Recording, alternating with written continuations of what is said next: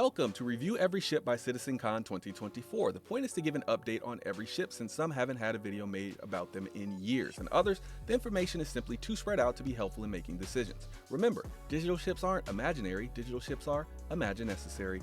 For every month we do a giveaway to give back to this wonderful community. This month's giveaway prize is going to be either an Anvil Terrapin, or if we hit 6,500 human subscribers before CitizenCon, I will give away an Anvil Carrack. So make sure you share the channel and tell your org mates to come and check us out. To enter the contest, make sure you subscribe to Billionaire Ninjas, leave a comment on at least one video, and like or dislike at least one video. Winners have 2 weeks to claim their prize. Members collectively have a 25% chance of winning just for being members. So if you're subscribed, consider hitting that join button. And if you're not subscribed, I appreciate you hitting that subscribe button. For the full giveaway details, make sure you visit our Billionaire Ninjas Discord or our social media at Ninjas Leap.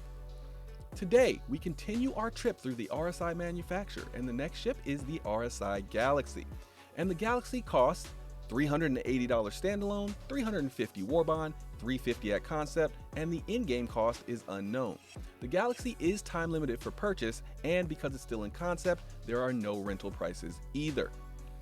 Featuring a fully modular design and an onboard hangar capable of deploying small ships, the cutting-edge Galaxy has versatility built into its DNA, with a highly configurable main deck that can be outfitted with comprehensive facilities to support cargo, medical, and refining operations. The RSI Galaxy.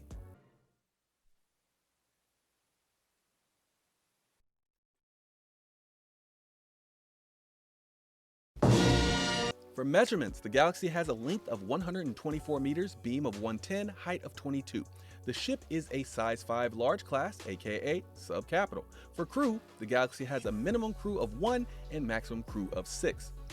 Also, a quick reminder, we're starting a separate monthly giveaway for people who watch our live streams with 2 prizes. One for YouTube stream watchers and a better one for Twitch stream watchers. So make sure if you watch our live streams, you're dual streaming. Go check out the full details in our community post on our YouTube page. The Galaxy carries a total of 64 SCU in its stock cargo bay, but is capable of holding up to 576 SCU with an additional module. We'll talk about modules just a bit later. The claim time for the Galaxy is unknown, but because it's a massive subcapital ship and it's going to be a massive moneymaker, I would expect it to be about 45 minutes, expedited about 15 minutes, and expedited fee should be about 25,000 credits. The Galaxy has an unknown speed, but I would expect it to be anywhere from way below average to slightly below average. Industrial ships are specifically known to be some of the slowest ships in the game. But in the Q&A, they said this will be closer to the Carrack than the Constellation in speed. I would expect this one to be a bit faster than the average industrial ship because of that. It also has a little bit less shielding than the average industrial ship and is a little bit more aerodynamic. So let's go with slightly below average for its speed for its size. Maneuverability for this Galaxy is unknown, but RSI tends to be from average to above average maneuverability. So I would say this will probably be slightly below average because it's industrial. For weapons, the Galaxy comes stock with 3 size 5 remote turrets and 4 size 2 missiles. The hull HP for the Galaxy is unknown, but I would guess because industrial ships need to be able to take a few more hits because of their slow and lumbering speed, I'm thinking it will have about 200,000 HP and be above average for its size.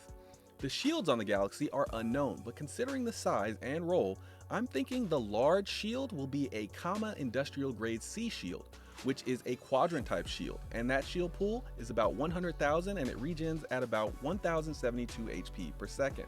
For ship parts, the Galaxy has 1 large radar, 2 medium computers, 2 large power plants, 2 large coolers, 1 large shield generator, 1 large fuel intake, 2 large fuel tanks, a large quantum drive, a large jump module, and 1 large quantum fuel tank. For hydrogen capacity, as far as in-class range, it should be above average. When it comes to quantum fuel, it should be a similar story. It should be above average. The quantum capability for this ship will definitely be interstellar, meaning you can travel anywhere in the system multiple times without refueling, and will also have fuel to make it to your next destination in a neighboring star system. This is the highest standard for long distance travel. Some special features and amenities for this ship: a shared bunk area for the crew, and a separate shared habitation area with a kitchen and a dining area.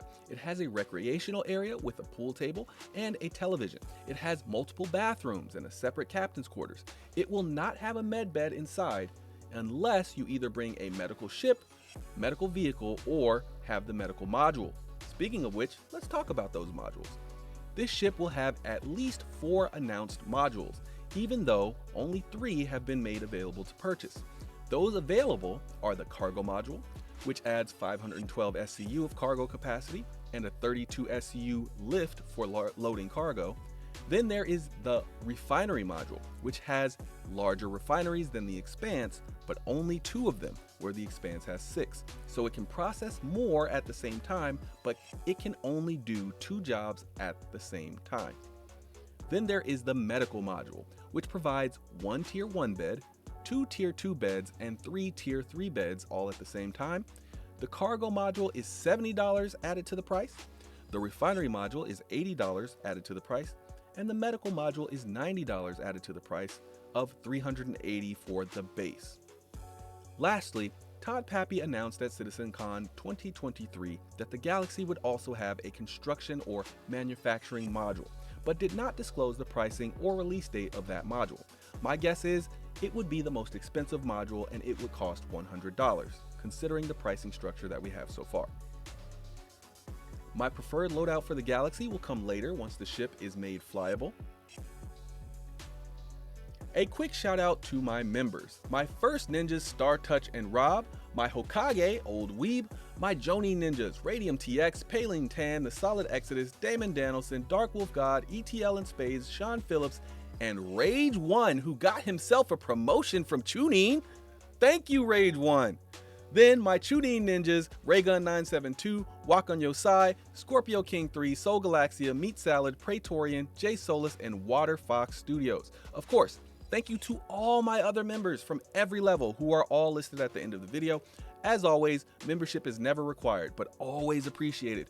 You help make this YouTube dream even more possible, so thank all of you. Now it's time to rate this ship. A rating I rate from 1 to 10. My 1 is only buy if you have a unique reason that is specific to you or because you like the looks of the ship. My 10 is if you have the money, this ship is almost guaranteed to be useful to you in the game. A 1 doesn't mean the ship is useless or ugly, and a 10 doesn't mean that the ship is perfect.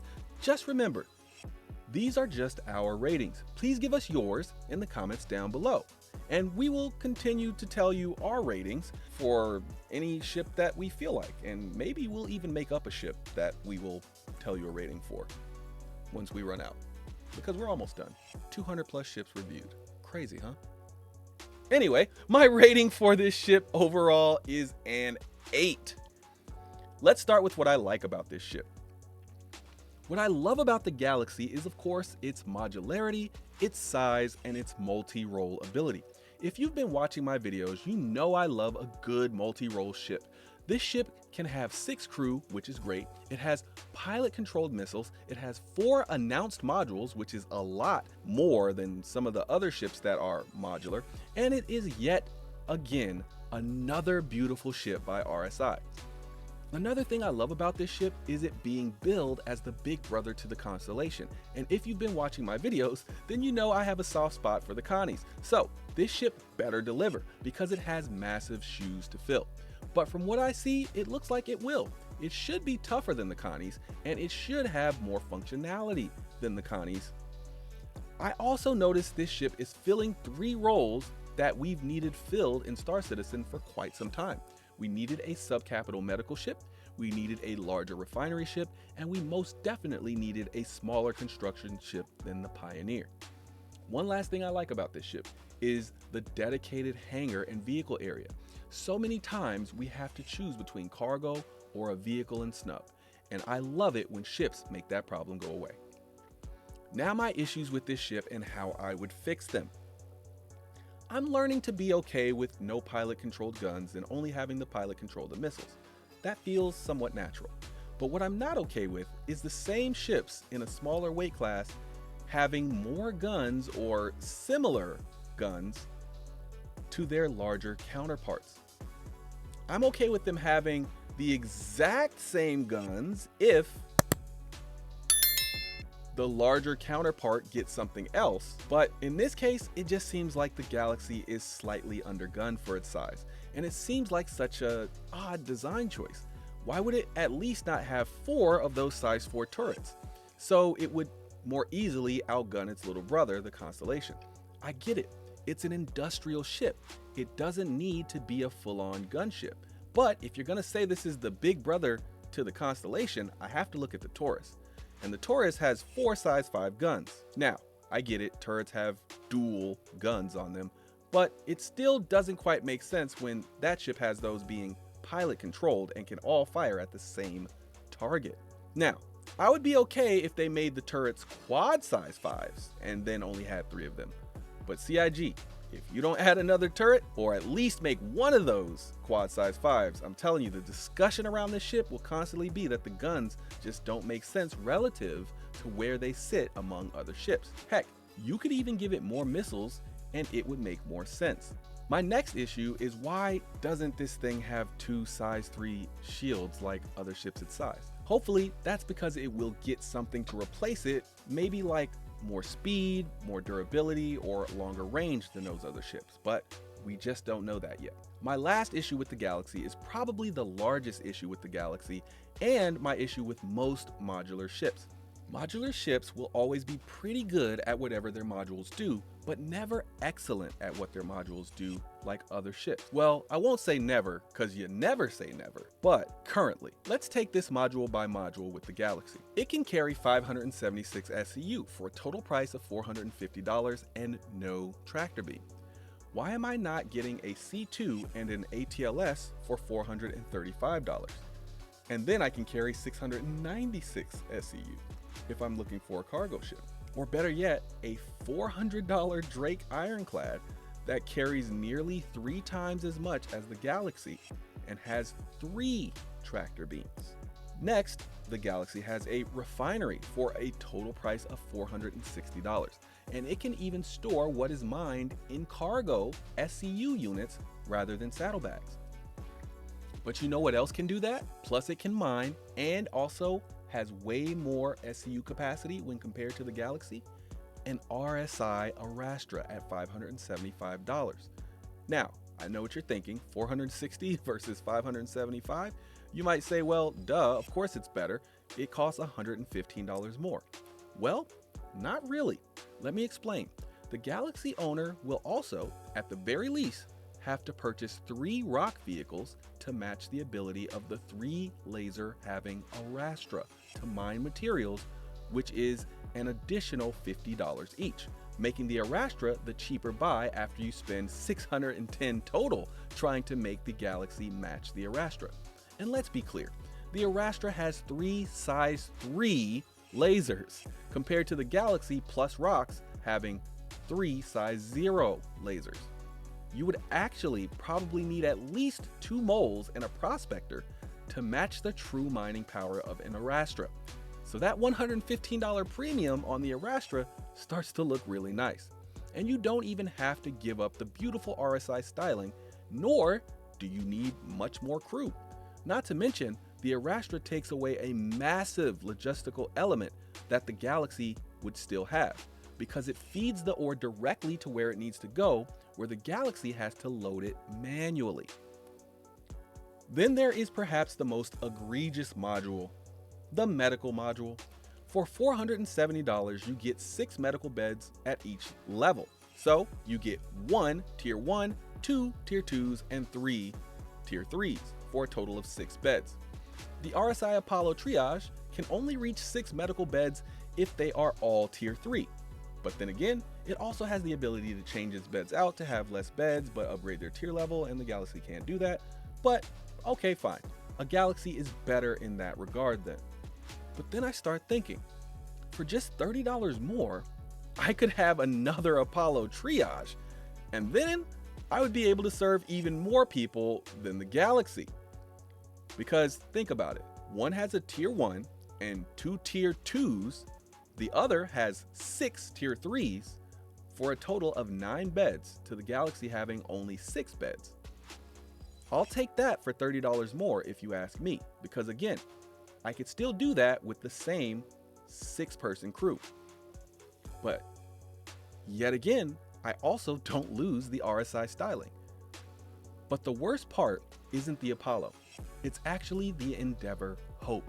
The Endeavor Hope can be had currently, or at least as of last IAE, for $450 compared to the $470 it takes to get the medical module plus the Galaxy.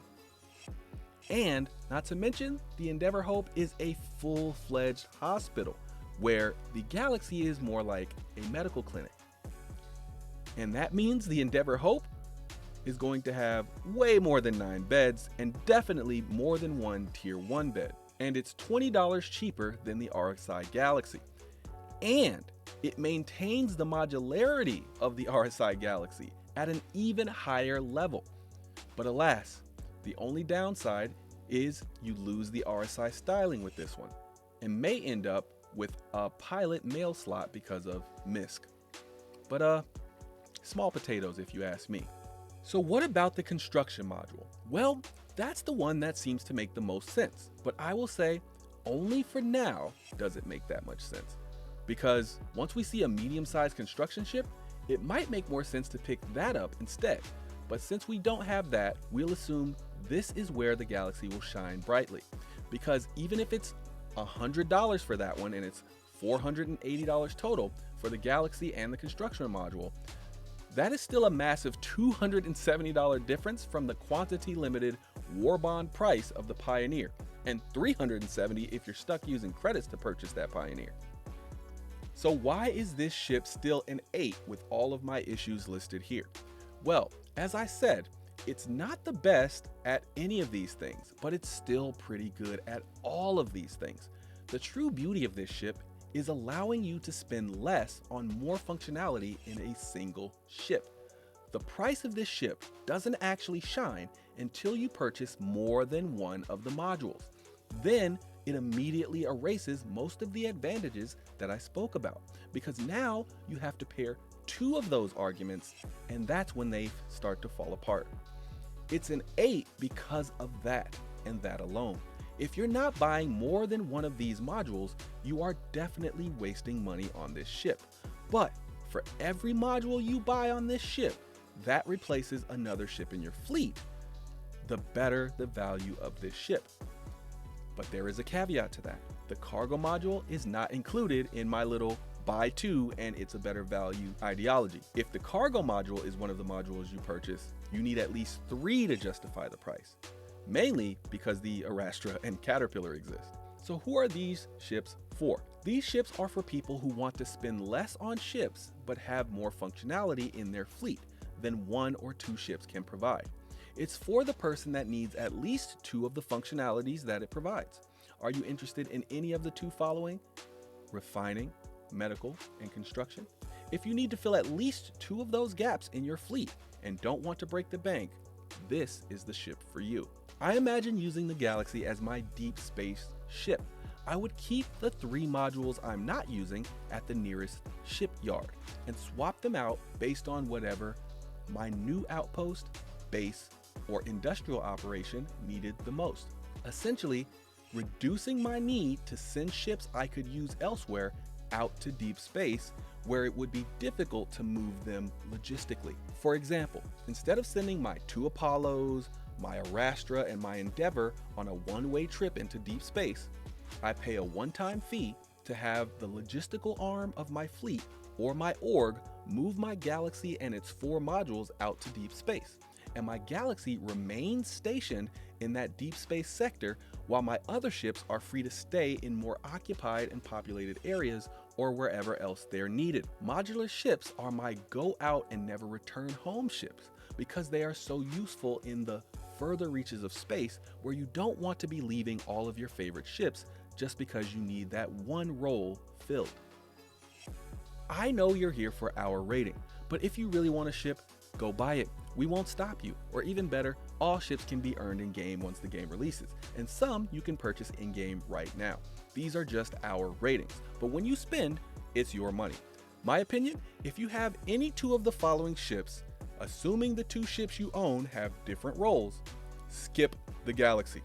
And I mean skip it all the way. The Arastra, the Carrack, the Caterpillar, the Apollo, the Endeavor, the C2, the M2, the Pioneer, the Ironclad. For everyone else, this is one for the fleet, and if you purchase it, you will be a very happy camper. I most certainly would have one in my personal fleet, but here's the thing. I own not one, not two, not three, not four, but 5 of those ships I just mentioned. So I fit a very square and niche type of category of it being an earn in game for me specifically.